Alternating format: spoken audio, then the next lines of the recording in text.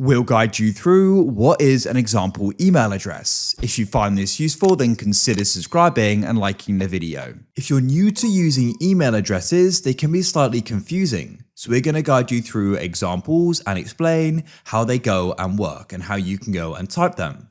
Make sure you watch this full guide and don't skip ahead. Otherwise, you may go and miss an important part of this guide and explanation. So to go and get started, I'm just going to go and open up a note so I can go and guide you through this. So it's important to note that the first part of an email address is the local part. So this identifies the mailbox or user on the mail server. Don't worry, we're going to go even further now. So for example, somebody's email could just be Rob, like so. However, when we're talking about more common email addresses, every email address is unique.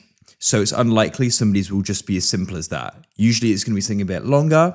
So for example, an email address I actually have is Rob Tucker Videos, or the local part, I should say. So after you go and type in the local part, which goes and identifies the mailbox or account, we then need to go and add in the email @ sign. So it's likely you've gone and heard of what this is. So what we're going to do is go and find that. I'll have to press 1, 2, 3, and then we can find the email @. Now the @ then says we're going on to the domain part of the email address. So this is then the mail server hosting the account.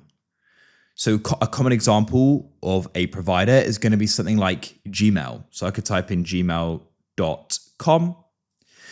Just note that some addresses may not always be .com. For example, in the UK, it could be .co.uk. So make sure you go and get that ending right.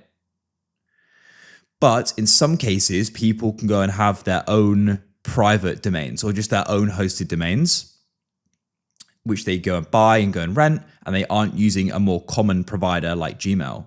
So if that's the case, they may go and have a name like, I could have Tucker, for example, as the local part. And then there's the @, which is then going to say the domain. And I could go and have, let's say I had GuideRealm.com,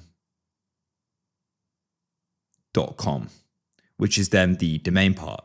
So you go and get the idea there. Essentially, the first part before the email @, that is the local part and it's the username. And it's the identifies the specific mailbox and user account. Then you have the email @, and that then points to the domain, which is going to be on.